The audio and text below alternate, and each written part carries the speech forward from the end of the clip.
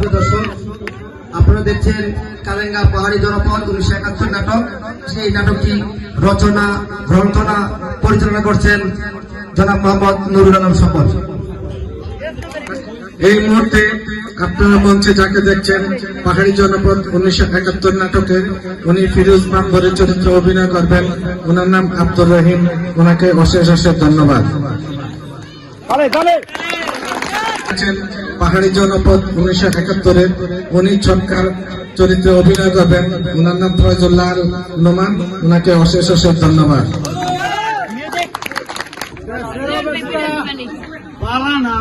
এই মুহূর্তে আপনারা মঞ্চে যাকে দেখছেন উনি বানাফের চরিত্রে অভিনয় করবেন।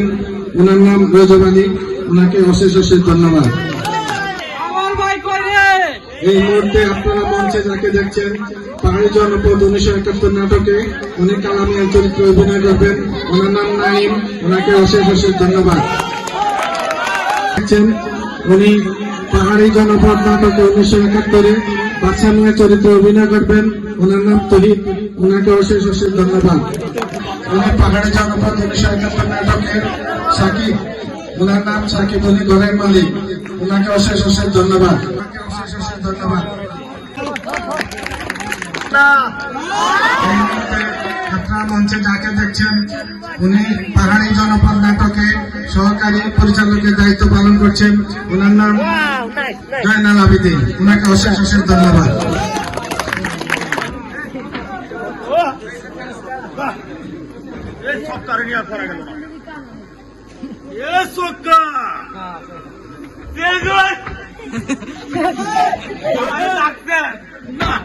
তোমার রাখি নাই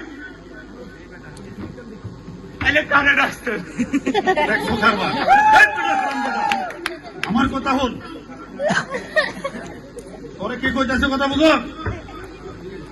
সারাদিন রাজ্যে আমার পেছনে খালি গোর গোর গোর গোর গোর গোর করো কাঁদলে দিন শেষে এই যে এলাকার মানুষ, এই এলাকার মানুষ যে সচেতন হইতেছে আর সচেতন হইয়া অনেক কিছু বুঝতেছে। এখন আমার যে দিন শেষে বউ বাচ্চা নিয়ে চলতে হইব, আমার উপায়টা কি তুই জানক বুঝুন।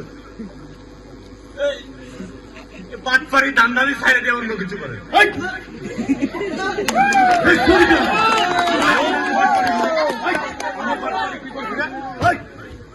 আমি মানুষের উপকার করি, বিচার আচার করি, মানুষের সেবা যত্ন করি, আর যা দেয় এটা আমার বকশিস দেয় মায়া কইরা। মায়া কন্যা হুজুর, আপনি তো যেটা করেন মানুষের উপকারই করেন। এটা মানুষের উপকার আমাদের আলগা কামাই করেন।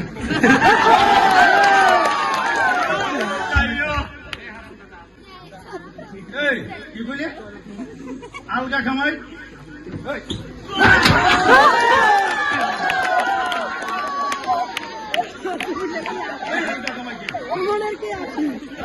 মানুষ দেয় আমার বলছিস আর কয় আমার দেয় আলগা খামাই।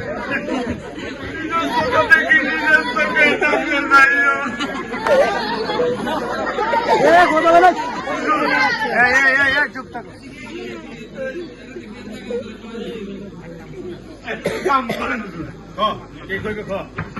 যেহেতু আপনার দান্দামি ব্যবসা এখন চলে না, আমার কাছে একটা শর্টকাট বুদ্ধি আছে টাকা কামাই করার। আর এই শর্টকাট বুদ্ধি তাড়াতাড়ি কর, টাকা পয়সা দরকার। হ্যাঁ, কিন্তু এটা যদি কই, এটা করলে কিন্তু পুঁজি লাগবে না। আরে তাড়াতাড়ি কর। আপনি আবার ওই ইজ্জতের চিন্তা করেন। আরে বেটা আমার ব্যবসার দরকার, ব্যবসার মধ্যে আমার ইজ্জত তাইলে কম যান। আপনি রাগ করতেন না? ব্যবসার কথা কইবে, এখানে রাগ করার কি আছে? হ্যাঁ চলেন, আপনার লোকে চলে, আমারও মোটামুটি চলে না। আমি আর আপনি মিল্লা চলে মানুষের খাঁচা মুড়ি চুরি করি। করছ তুই? শেষ পর্যন্ত কি আমি চুরি চাইব? আমার একটা ইজ্জত আছে না? আপনার ইজ্জতের সম্বন্ধে আপনি থাকেন, আমার ব্যাগ চলে নেবো। আমি চুরি করবো না কি করবো এটা আমারটা আমি বুঝবো। আপনাকে চলেন আমার লোকে। এই হল এদিকে আয়। কই যা জায়গা এদিকে আয়। টাকা পয়সার দরকার, বুঝছো? এখন কি করি? আগের মতো তো কোনো কিছুই নাই। তাইলে এক কাম করি, আমরা দুইজনে মিলে যাই। আগে যাইও।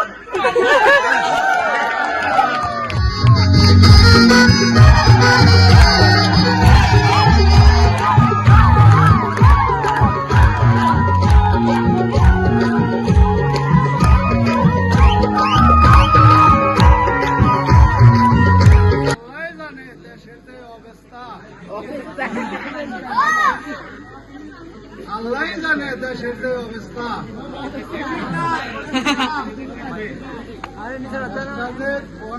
ঠেকবে পাকিস্তানিরা যেভাবে বাড়াবাড়ি করতেছে, দেশটা একটা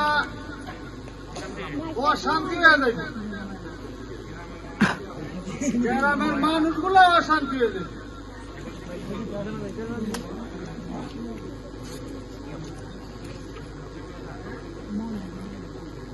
কি হয়েছে ভাইজান? আপনি যে একা একা দাঁড়িয়ে চিন্তিত আছেন নাকি?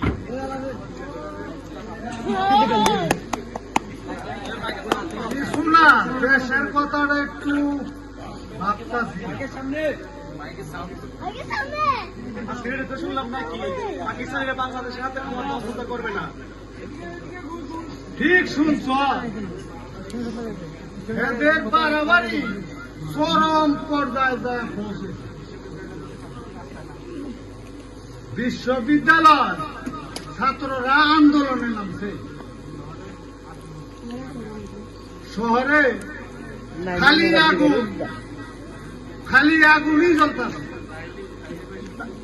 তাইলে কি সত্যি যুদ্ধ লাগবো? হ্যাঁ, দেশের যুদ্ধই লাগবে। দেশের তো ক্ষতি হইব, সাধারণ মানুষেরও ক্ষতি। যুদ্ধ কোনদিন শান্তি আনে না। যুদ্ধ শুধু ক্ষতি আর ক্ষতি। ঘর ভাঙে, সংসার ভাঙে, মানুষের স্বপ্ন ভাঙে। তবু তো দেশে যাওয়া হয়, তাই তো আমাদের সইতে হবে। মানুষ ছোট হোক বড় হোক সবাই যেতেই হবে। সেটাই তো ভয়।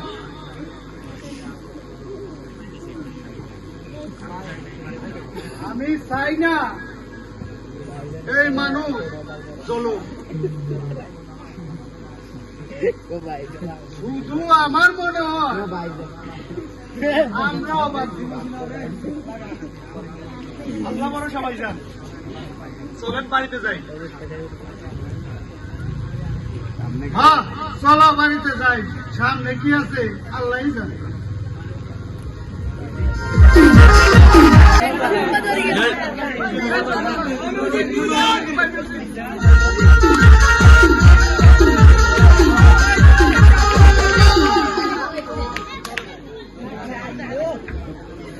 ডাকলে যাইও।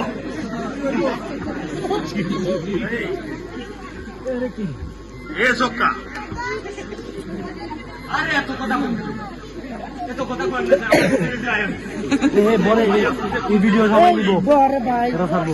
এই মুরগি কোন জায়গায় রাখছে জানো? এটা আমার আপনার বাড়ি লাগে, আমি জানি। আমার লোক আয়েন।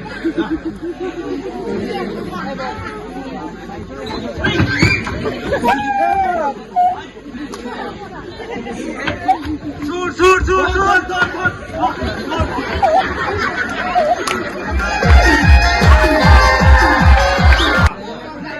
আল্লাহ যে বাঁচাইছে রে, ডাকলে যাইও।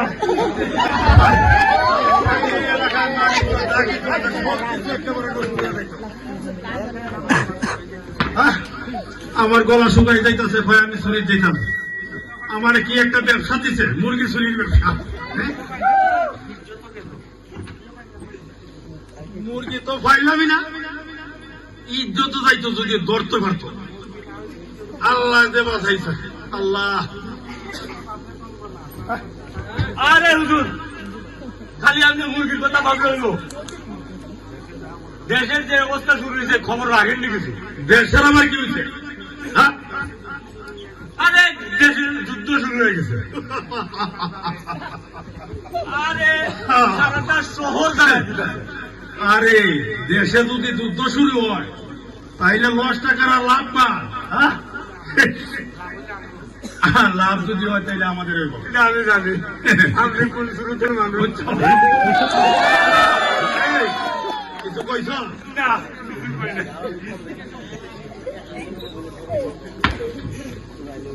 তাইলে শক্তিটা কোন দিকে বেশি?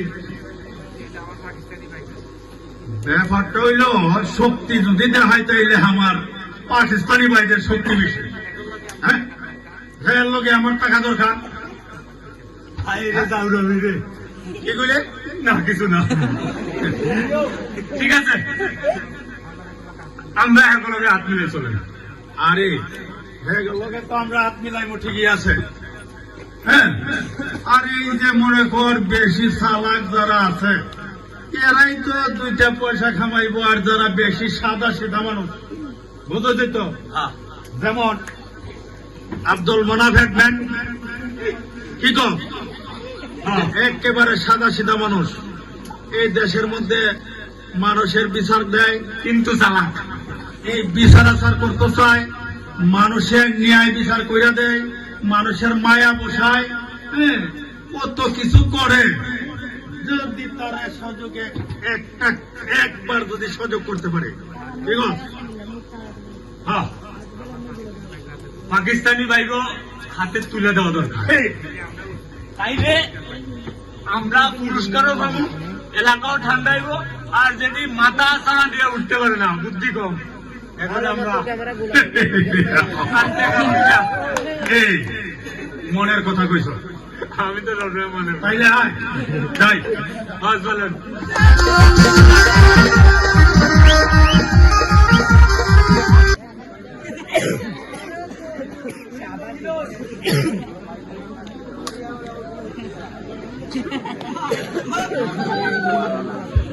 দেশের অবস্থা ভালো।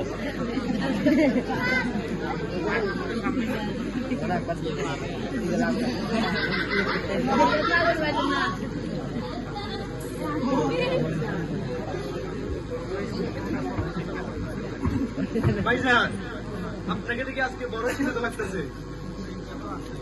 হ্যাঁ, চিন্তা তো আছে।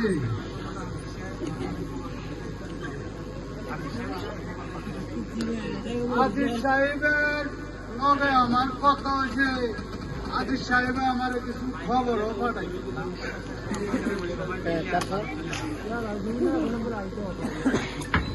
আমাকে এলাকার ধান পান কাটা হইলে সবাই আমরা ভারত যাবো। ভাইজান, আপনার কথায় আমি মুক্তিযোদ্ধাকে চা খাওয়াইলাম, চাঁদা দিয়ে পয়সা নিছি না। হ্যাঁ, ভালো কাম করছ।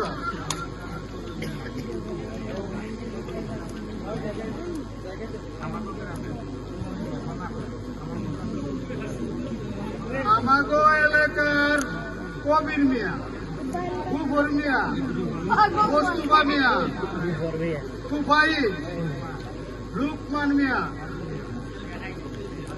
কাদির মিয়া, মনির আহমদ, এগুলো আমার কথা হয়েছে।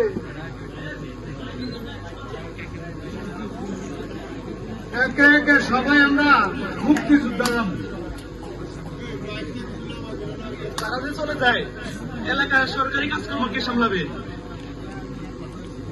এইটা নিয়ে কথা হয়েছে বিডিপি স্যার।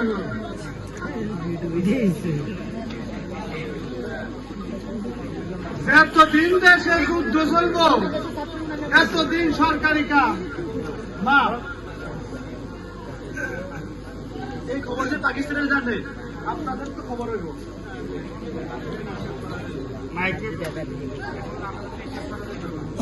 এখন এখন দেশের লাভ ক্ষতি হিসাব করুন যাইব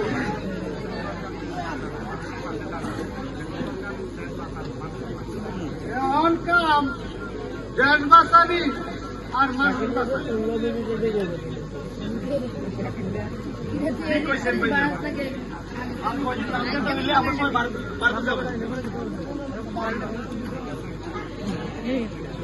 ঠিক আছে,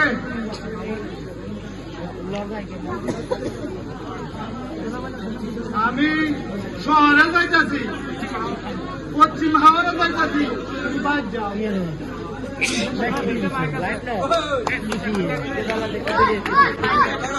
ভালোই গাড়ি